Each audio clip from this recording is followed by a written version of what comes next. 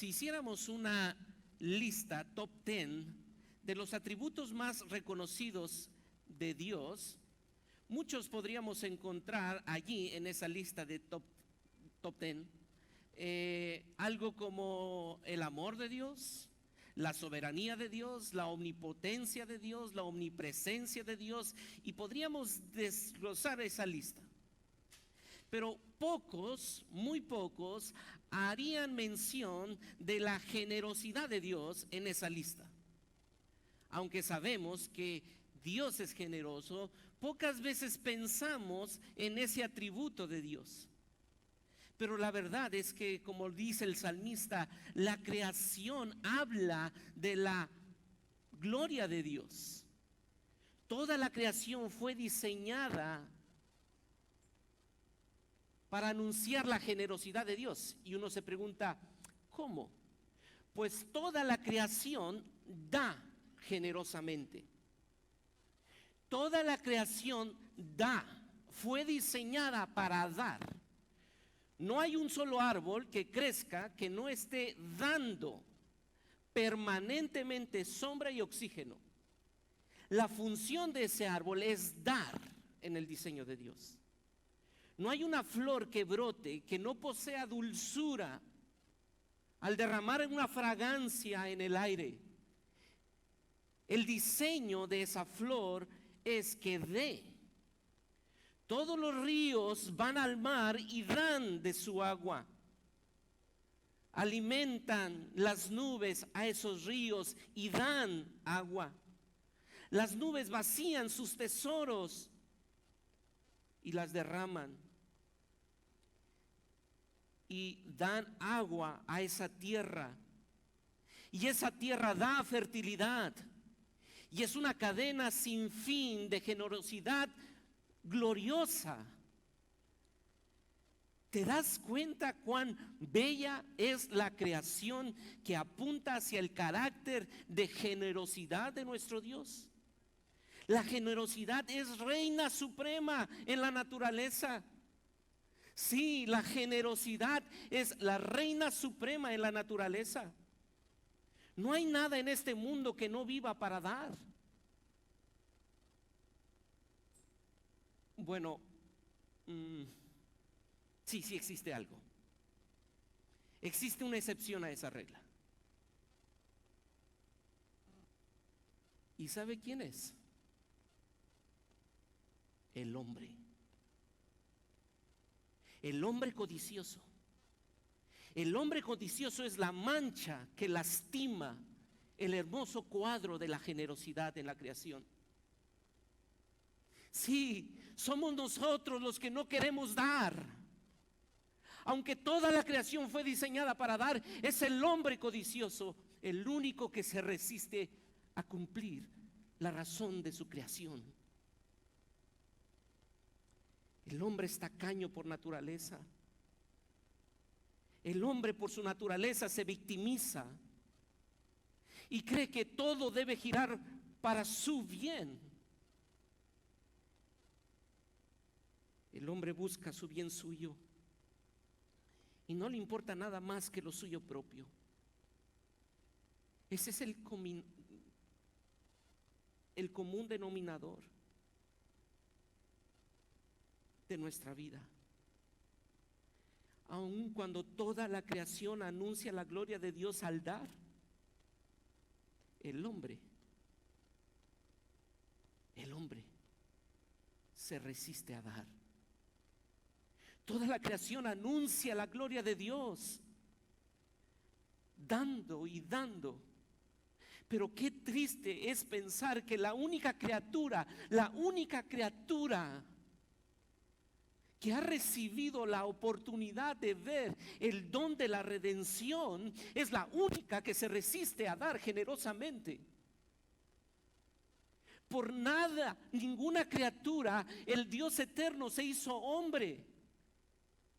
Solamente por la criatura, el ser humano, y ese ser humano por el cual Cristo descendió y se hizo hombre y se humilló hasta lo sumo, esa criatura se resiste a dar generosamente.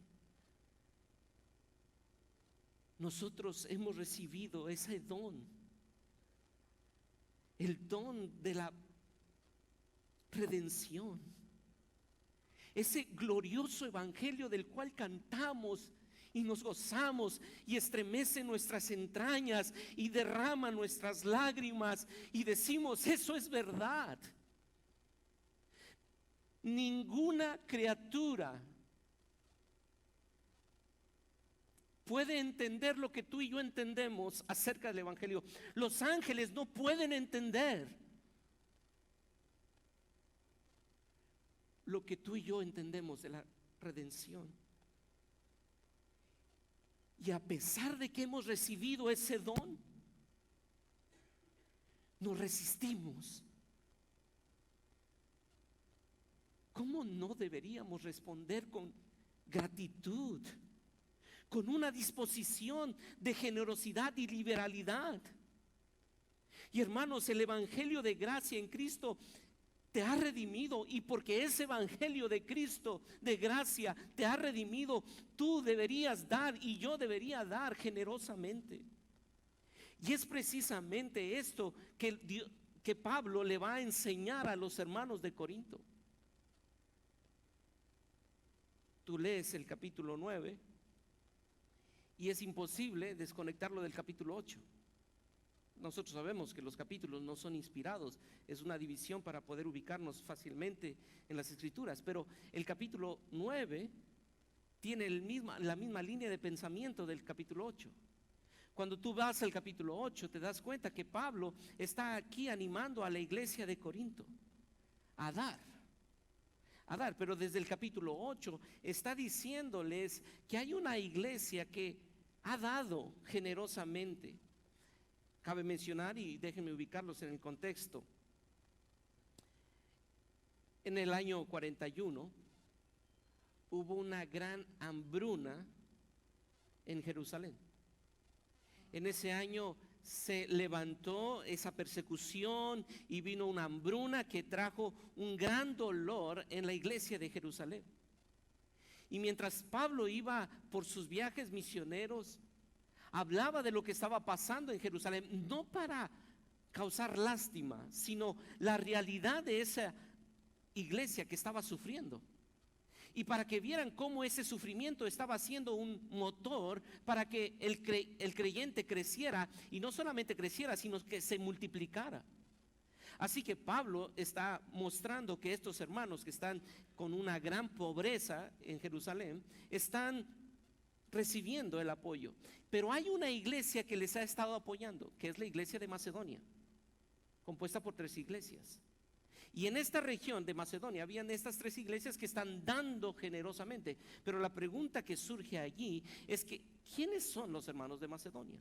Pues los hermanos de Macedonia, capítulo 8, nos describe qué circunstancias vivían. Capítulo 8, versículo 2 del 2 de Corintios. Voy a leer desde el 1. Asimismo, hermanos, os hacemos saber la gracia de Dios que se ha dado a las iglesias de Macedonia, que en grande prueba de tribulación. Note la forma de describir que el apóstol Pablo va a hacer de estos hermanos de Macedonia. Grande prueba de tribulación, la abundancia de su gozo y su profunda pobreza. Una grande prueba de tribulación y una profunda pobreza.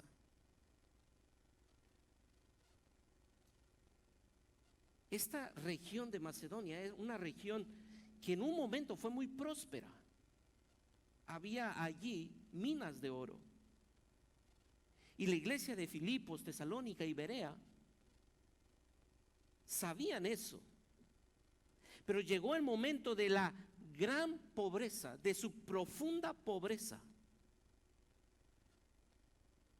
Y cuando el apóstol llega a esta iglesia de Macedonia, él sabe que los hermanos de Macedonia están pasando por una profunda pobreza y una gran tribulación. Y llega y comparte a ellos lo que está pasando en Jerusalén.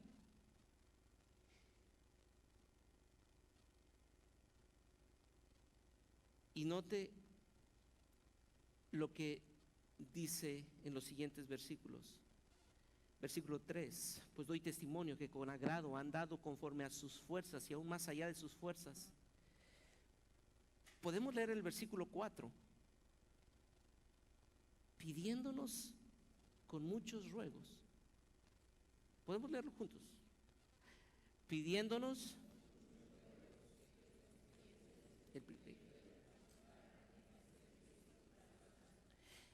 Ok, hay una iglesia pobre en Jerusalén. Llega Pablo visitando estas iglesias que él ha plantado en Macedonia, que están pasando por una gran pobreza y una gran tribulación, una profunda pobreza y una gran tribulación, y les comparte para que oren por los hermanos de Jerusalén. ¿Y qué hacen los hermanos de Macedonia? Versículo 4: ruegan. Pablo, queremos mandar una ofrenda para los hermanos de Jerusalén. Pablo dice: no, hermanos, no les estaba diciendo eso para que dieran. No, Pablo, no. Queremos dar. No, hermanos, no, Dios va a proveer de otra forma. Allá los de Corinto tienen mucho dinero. Ellos darán. No, Pablo, nosotros vamos a dar. Le rogaban, le pedían: Pablo, déjanos participar. Y esto va contra toda lógica. Esto va contra la naturaleza del corazón. Porque cuando tú estás padeciendo, ¿qué estás esperando? Bueno, ¿qué deberían? Tú no, quizá otros, pero imagínate a otros. Cuando tú padeces o cuando otros padecen, ¿qué están esperando? ¿Dar o que le den? Que le den. Esa es mi naturaleza. Porque inmediatamente nos convertimos en víctimas. Entonces yo necesito ayuda. Yo no estoy para ayudar, yo estoy para que me ayuden. Y eso pasa comúnmente. Pero en esta iglesia de Macedonia no está pasando eso, sino que está pasando algo completamente diferente, contrasentido. ¿Por qué? Versículo 5 del capítulo 8. Y no como lo esperábamos, sino que asimismo se dieron primeramente. ¿Por qué daban lo que daban? Porque primeramente se habían dado a alguien. Porque ellos ya no se pertenecían a sí mismos. Porque ellos habían visto el glorioso evangelio. Porque ellos habían visto lo que Pablo les va a decir a los hermanos de Corinto que deberían ver en el versículo 9. Pablo le dice a los de Corinto: vean lo que estos hermanos vieron. Versículo 9, ¿qué vieron?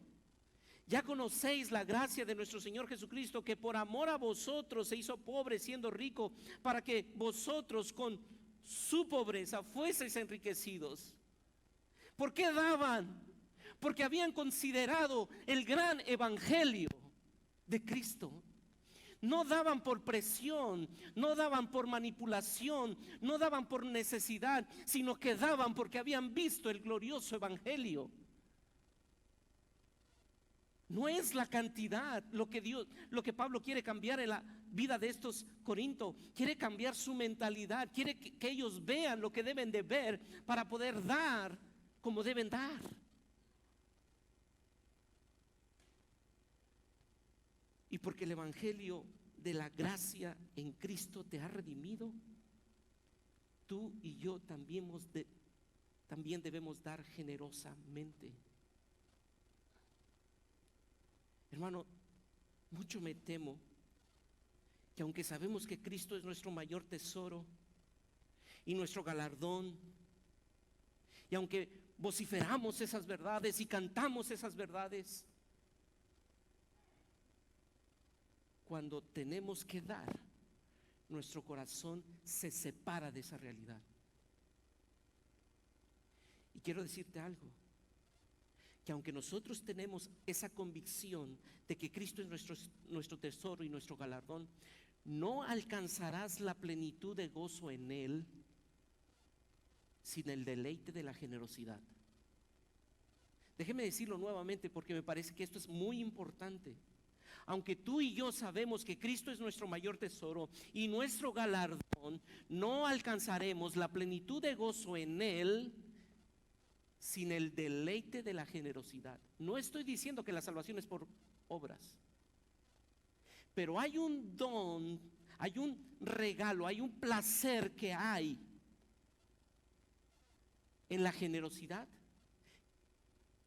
Cuando tú tienes una comunión plena en el Señor, ese paso de la generosidad es un deleite que no lo encuentras fuera del don de la generosidad. Espero me esté explicando con esto.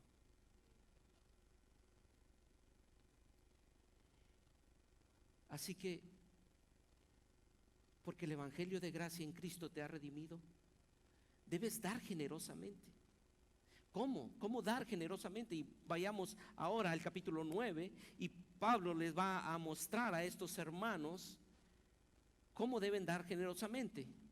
Y del versículo 1 al versículo 6 nosotros encontramos que Pablo les va a mostrar a estos hermanos que deben de tener claro el objeto de su generosidad. Así que el primer punto, solamente veremos 2 puntos. El primer punto es cómo dar generosamente, reconociendo el objeto de nuestra generosidad. Reconociendo el objeto de nuestra generosidad. Pablo, el versículo 1 del capítulo 9 dice: cuanto a la administración para los santos, es por demás que yo os escriba, pues conozco vuestra buena voluntad, de la cual yo me glorío entre los de Macedonia, que Acaya está preparada desde el año pasado, y vuestro celo ha estimulado a la mayoría. Ya dijimos quiénes son los de Macedonia, pero ahora, ¿quiénes son los de Acaya? Acaya es una región donde está precisamente ubicada la ciudad de Corinto. Y estos de Acaya, cuando supieron de la necesidad de los hermanos de Jerusalén, también dijeron: nosotros queremos dar, también queremos dar. Y Pablo, sabiendo que ellos querían dar, manda a Tito y a otro hermano que no nos da su nombre, y les anima y les dice: voy a mandar a hermanos para que recauden esa ofrenda que ustedes habían prometido. Pero Pablo, cuando está mandando a estos hermanos, les está diciendo: vayan y recauden la ofrenda, pero antes de que recauden la ofrenda, tienen que enseñarles a ellos que no van a dar por la situación solamente, sino que tienen que dar entendiendo a quién están dando finalmente. No es por la necesidad que van a dar solamente, sino porque tienen un objeto de su donación, y no es el hermano de Jerusalén. Hay un objeto más elevado, es Dios mismo. Y mire cómo lo dice en el versículo 6.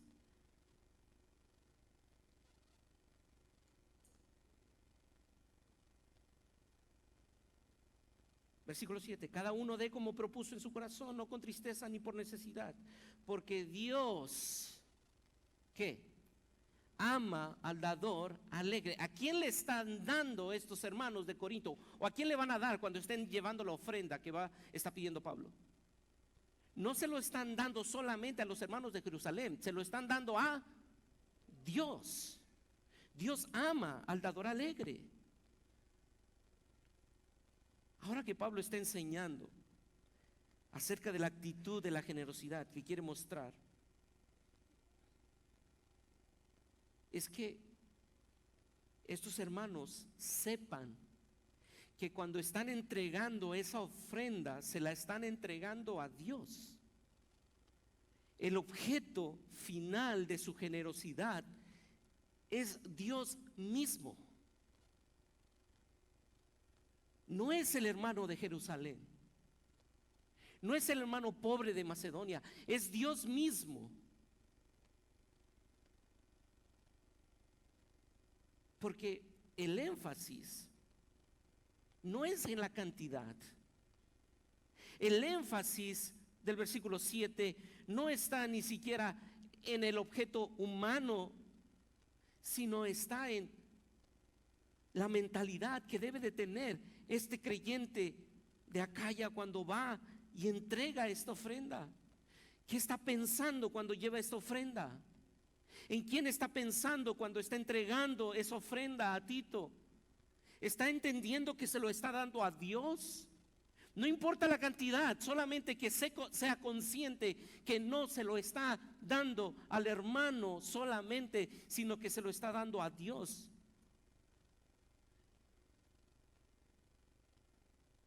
Y por eso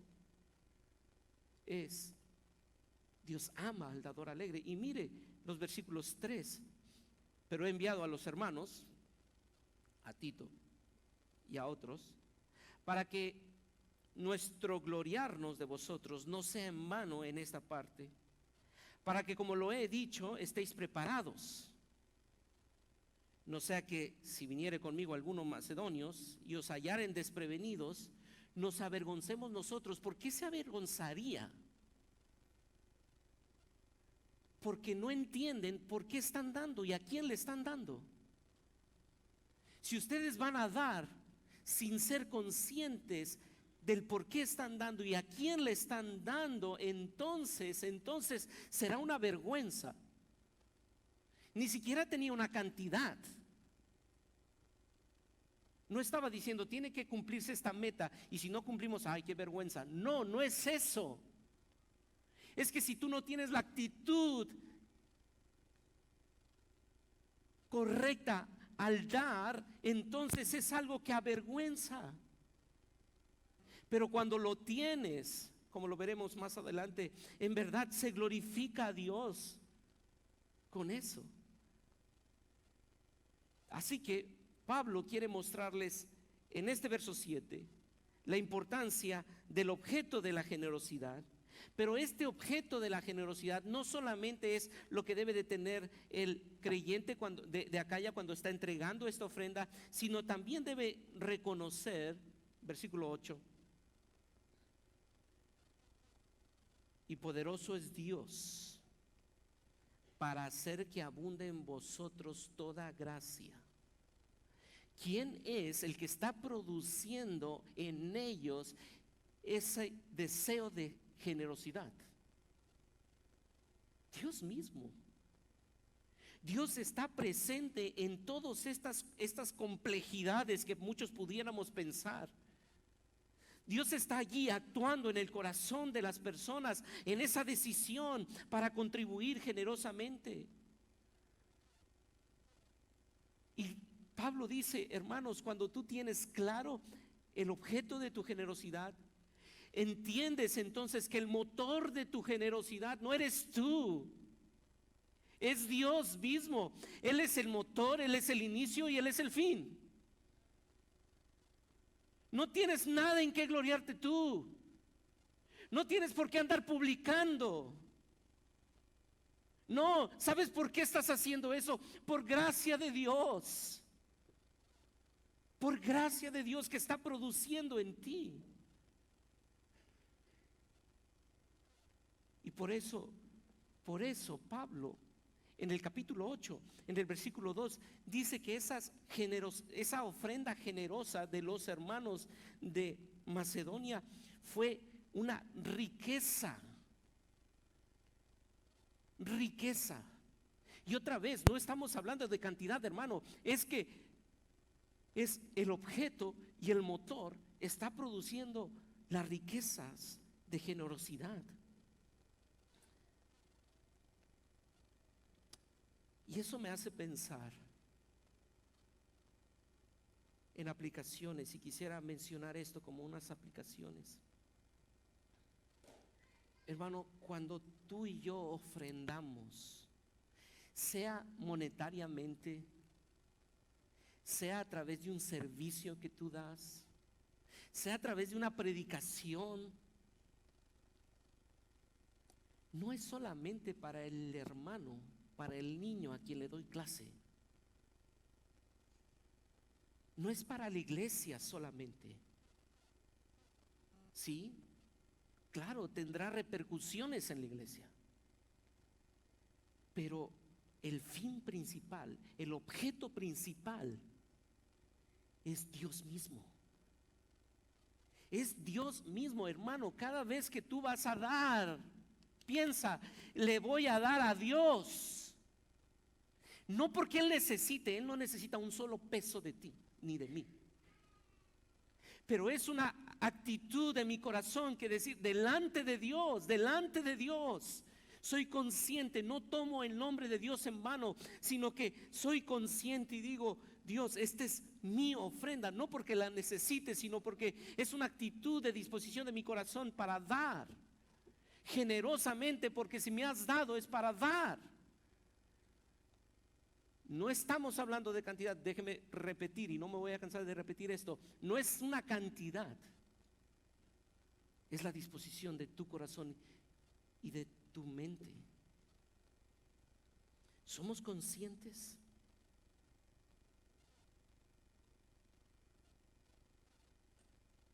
¿Somos conscientes de la persona a quien estamos ofrendando? Así que Pablo les dice, hermanos, porque hemos recibido el evangelio de gracia, debemos dar generosamente, reconociendo el objeto de nuestra generosidad. Y número 2, cuidando las motivaciones de la generosidad. Y precisamente es esto, y tomaré unos minutos más extensos en este punto número 2. Leyendo el capítulo 9, porque recuerdas que en el capítulo 9, versículo 7, nos dice a quién es el objeto, ¿verdad? Dios es el objeto. Dios ama al dador, pero describe, dador alegre. Dios se goza en que alguien dé alegremente. ¿Cómo damos? ¿Cómo deberíamos dar? ¿Cuál debería ser nuestra motivación? El gozo de dar. Como dijimos hace un momento, esto va contrasentido a nuestra naturaleza. Esto va en oposición a nosotros. No queremos dar, nosotros estamos para recibir. Siempre habrá alguien con el que tú te compares y ese alguien es el que te debería dar. Entonces, normalmente nosotros nos comparamos con el de arriba o el de abajo. ¿Con quién te comparas? ¿Con el de arriba o con el de abajo? ¿El que tiene más o el que tiene menos? Bueno, ustedes no, pero yo sí me comparo con el de abajo, no, con el de arriba. Sí, estoy pensando, mira, él sí tiene, ¿por qué no se da cuenta que yo no tengo eso que yo tanto quiero? Y lo que veíamos el domingo pasado, estamos codiciando siempre lo que está en el patio del otro. Esa es la tendencia de mi corazón. Por lo tanto, yo no doy con alegría por naturaleza. O sea, ¿quién da con alegría por su naturaleza pecaminosa? Siempre estamos viendo cómo no dar. No queremos perder, porque para nosotros dar es perder. Y precisamente por eso Pablo va a decir en el versículo 7, cada uno dé como propuso en su corazón, y nos va a decir cómo es no dar con alegría, cómo no se debe dar. Si vas a dar con alegría, esto es lo que no debes hacer. ¿Y cuáles son las motivaciones con las que no debemos dar? No con. ¿Qué significa eso?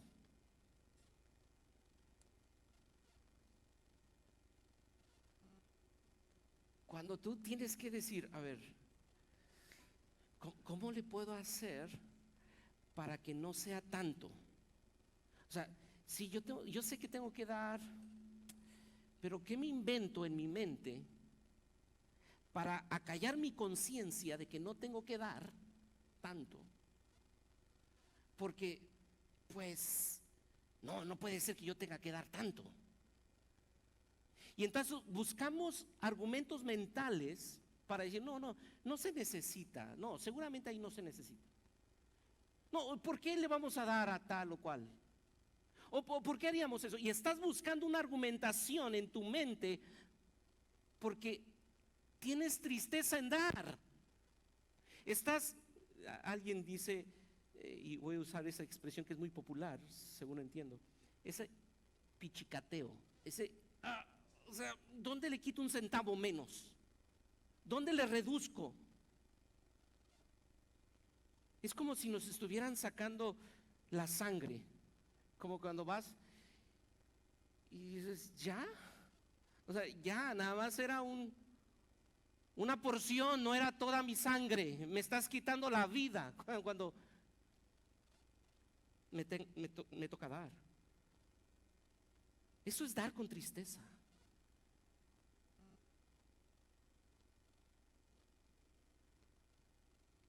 Y Pablo dice, no des por tristeza. Si has de dar generosamente, entendiendo el glorioso evangelio de Cristo, no des por tristeza. Cuida tu motivación, cuida tu forma de pensar. Ese argumento que se levanta continuamente, decir, pero ¿por qué voy a dar si yo no tengo que dar? Si yo ya di, y ¿por qué a ellos no le piden? Ya van a dar, ya va a pasar el alfurillo. Que siempre piden. No por tristeza, número 2, ni por necesidad.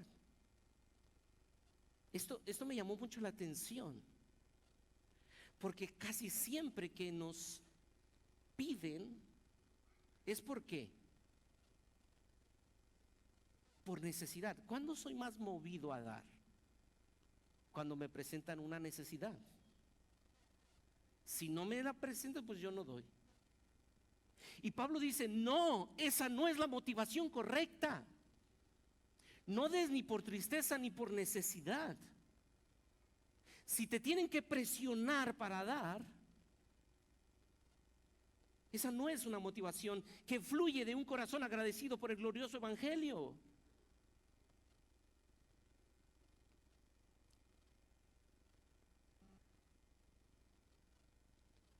Es por eso que nosotros creemos que el diezmo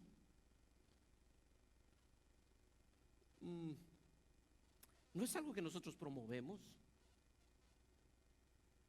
Sí, pudiera ser algo como una medida de punto de partida. Creemos que para muchas personas que vienen al evangelio, o muchas personas que luchamos con este corazón caído continuamente, podríamos preguntar, y ellos podrían preguntar, ¿cuándo tengo que dar? Y si quieres un punto de referencia, pues bueno, da un 10%. Pero no es que esa es la medida. No des por obligación, porque si no sientes la presión de 10%, no, todavía te falta, ya vas 9.5, ya, ahí está, el 10, ya, completaste. Siéntete satisfecho porque diste el 10. No es ni por tristeza ni por obligación o necesidad. Para muchos de nosotros que decimos ver la gloria de Dios en Cristo, nosotros que nos gloriamos en entender la belleza del evangelio, ¿no deberíamos dar más? O sea, de verdad, hermanos, nosotros que decimos gracias a Dios por una iglesia que tiene una predicación bíblica, que tiene sana doctrina, ¿no deberíamos dar más? Nos cuesta tanto en nuestra mente, y esto no es algo que andamos comunicando, ¿verdad? Sí, yo estoy luchando con dar porque me cuesta dar. No. Podríamos decir, bueno, ayúdame a orar por mi matrimonio que estoy batallando.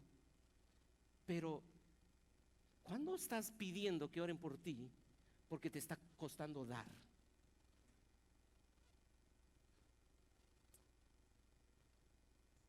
Alguien dijo, el dar al Señor es completamente diferente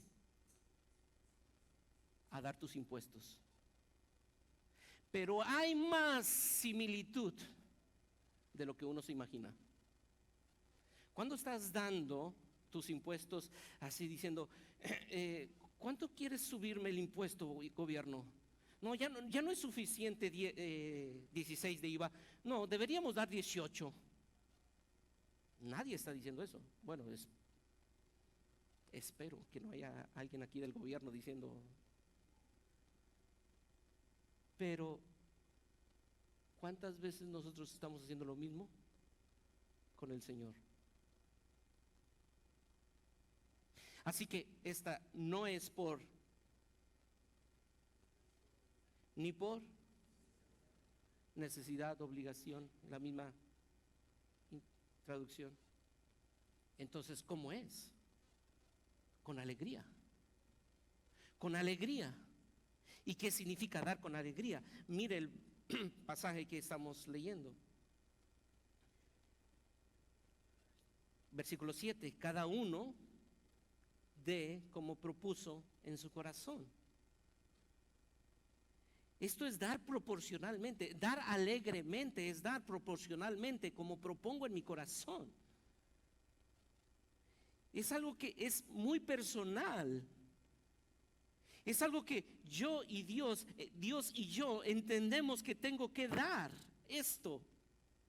No es que este es el estándar de mi religión, no es el estándar de mi iglesia, no, esta es una relación entre Dios y yo que doy generosamente al Dios que es el objeto de mi generosidad. Y yo digo, Dios, quiero darte esto a ti. A ti. Es a ti que te doy. Doy proporcionalmente a ti de acuerdo a lo que tú me has dado.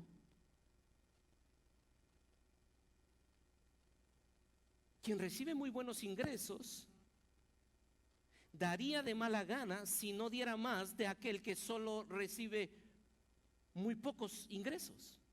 ¿Por qué? Porque es Dios quien le ha dado esos muchos ingresos, y a aquel que no le ha dado muchos ingresos, es Dios quien le ha dado esos pocos ingresos. Así que diera de mala gana si dijera, no, ¿yo por qué tengo que dar tanto? ¿Cuál es el estándar? Ese es mi estándar.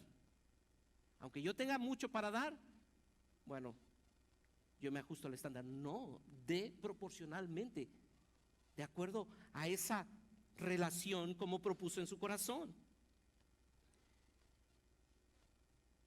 Hermanos, es nuestro deber dar como Dios y tú en esa relación de comunión propongan. Da según el Señor te haya prosperado.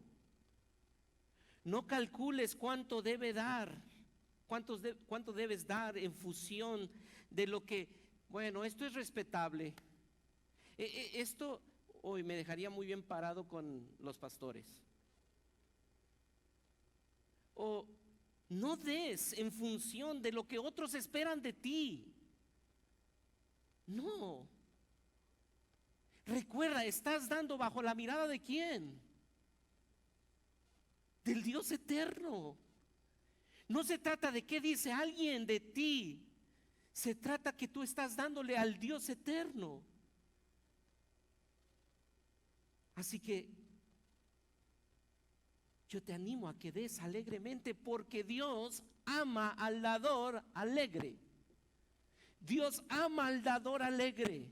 Se goza en el dador alegre. ¿Y por qué da el dador alegre? ¿Porque él es muy bueno en dar? No, porque Dios está produciendo en él el deseo de dar. Así que no estoy jugando con una manipulación, o no estoy manipulando diciendo da porque Dios te ama si das. No. O sí, pero no solamente es eso.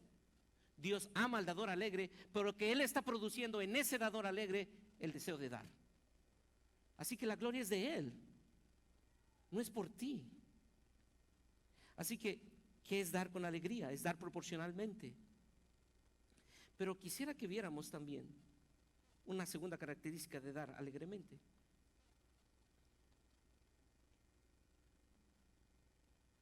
Versículo 6. Pero esto digo, el que siembra escasamente, el que siembra generosamente, el que siembra escasamente también segará escasamente, y el que siembra generosamente, generosamente también segará. Ahora, por favor, piensa en esto. Mire el flujo que Pablo está mostrando. El que siembra escasamente también segará escasamente. Dar con alegría no solamente es dar proporcionalmente, sino dar sacrificialmente.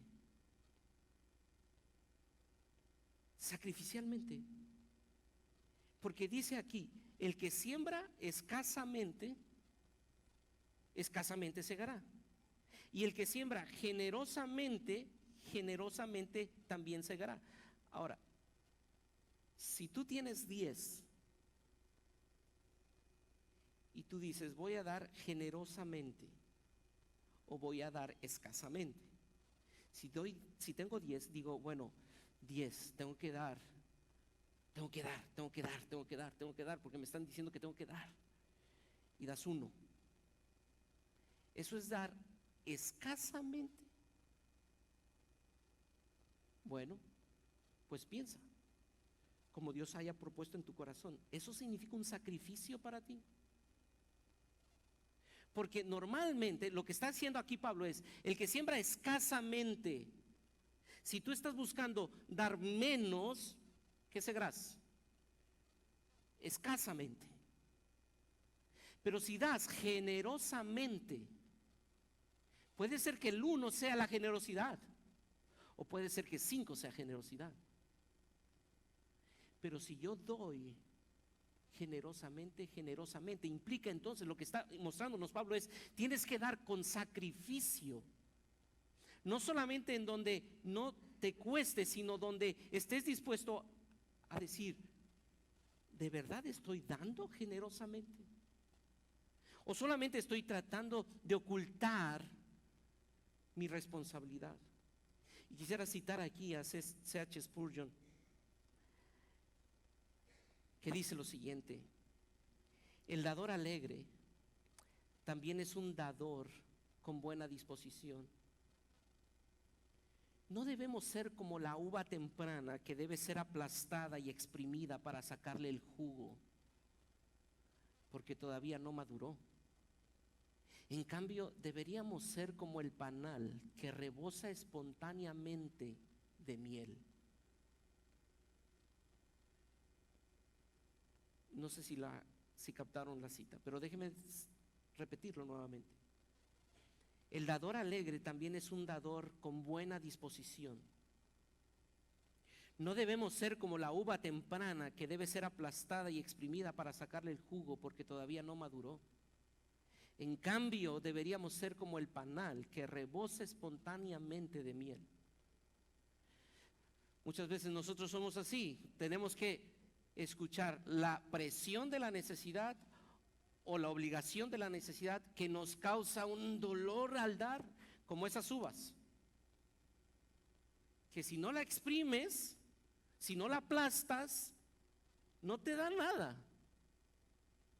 Pero la ilustración es muy buena.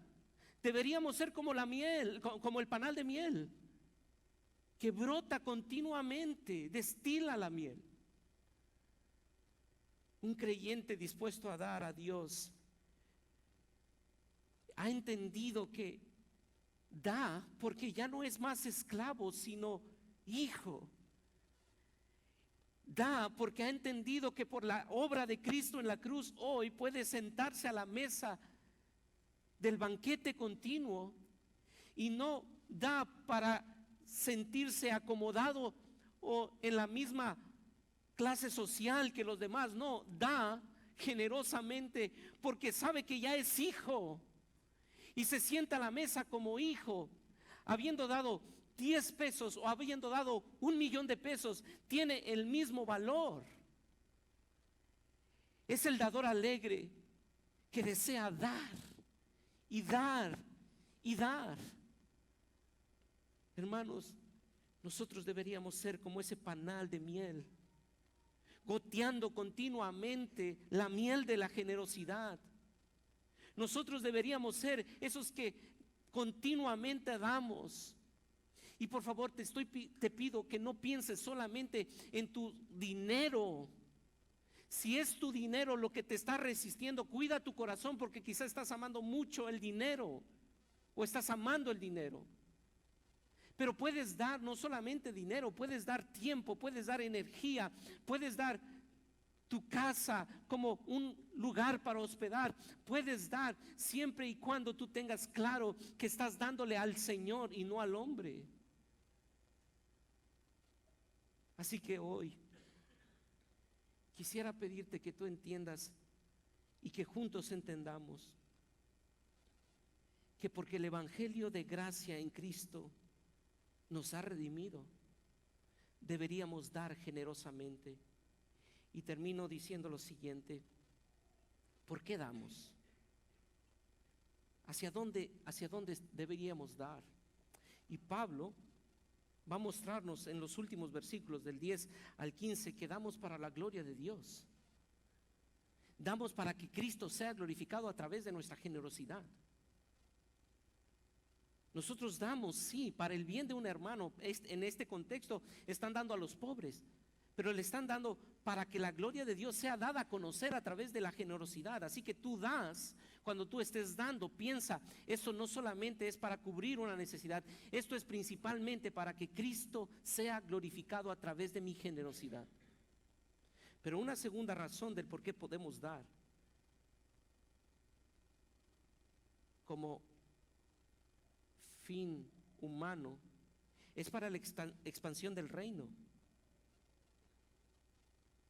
Y Pablo va a mostrar esto a través de dos porciones, y no vamos a ir, pero recuerdas que en 1 Timoteo capítulo 5 versículo 16 al 18 va a decirles: hermanos, a los pastores que trabajan entre vosotros sean tenidos por dignos de doble honor, mayormente los que trabajan en predicar y enseñar, porque el obrero es digno de su salario. Una forma de expandir el reino de Dios es proveyendo a pastores que estén allí en el campo y en la administración de la palabra. Pero una segunda forma de expandir el reino de Dios es a través de los misioneros. Precisamente Pablo va a escribir a esta iglesia en su primer carta, la iglesia de Corinto, en primer carta, capítulo 9, versículo del 3 al 7, les va a decir: a ver, yo soy un misionero que vengo a predicarles el evangelio, no soy digno del salario, no debería yo recibir un salario de ustedes. Y Pablo no va a recibir el apoyo de esta iglesia porque precisamente están criticando y poniendo en tela de juicio lo que es él como apóstol, y va a recibir solamente de la iglesia de Filipos la ofrenda. Pero Pablo está diciendo: deberíamos dar para aquellos que están saliendo a predicar el evangelio.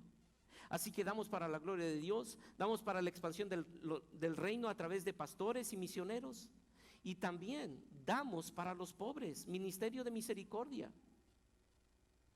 Este capítulo 9, 8 y 9 está escrito precisamente para apoyar a los hermanos que están en pobreza de Jerusalén.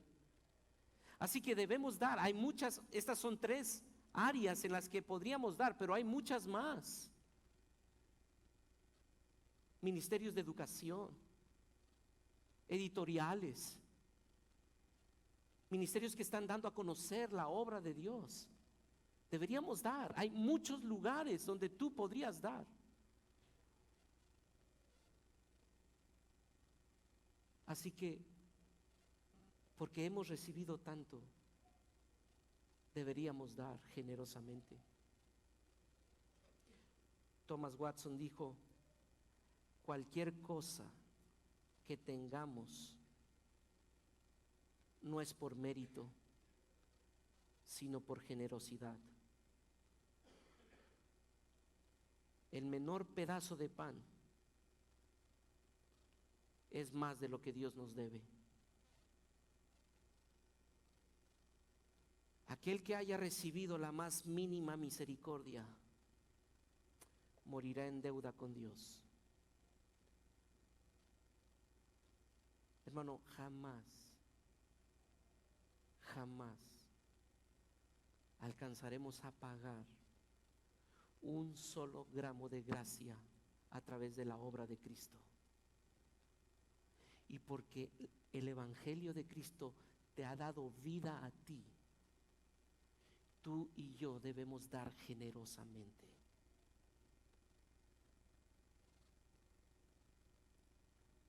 Porque algún día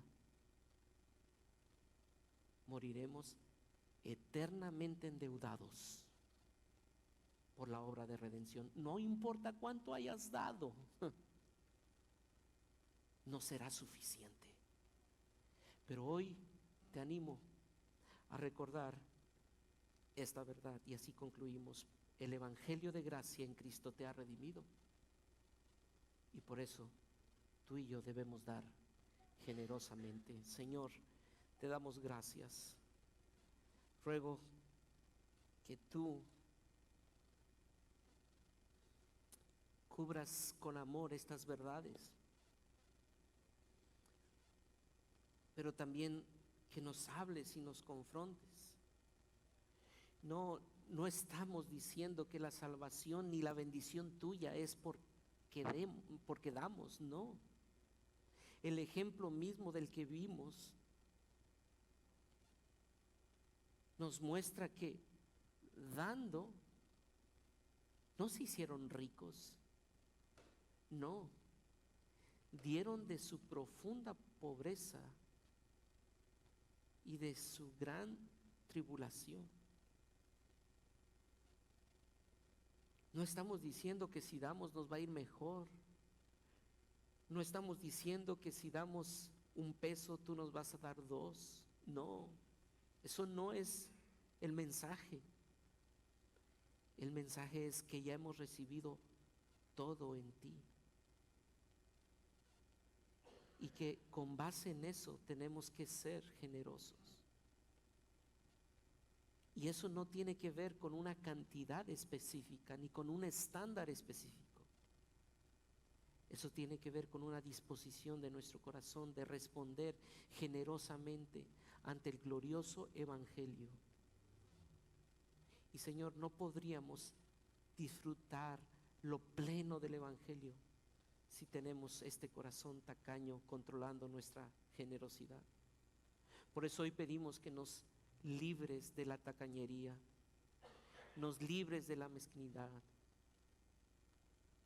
nos libres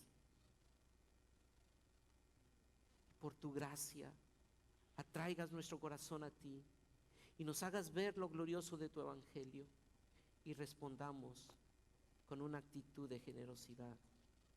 Gracias, muchas gracias por redimirnos y gracias, Señor, porque hoy podemos decir, somos hijos tuyos para anunciar las buenas obras en generosidad. En Cristo Jesús oramos y pedimos esto.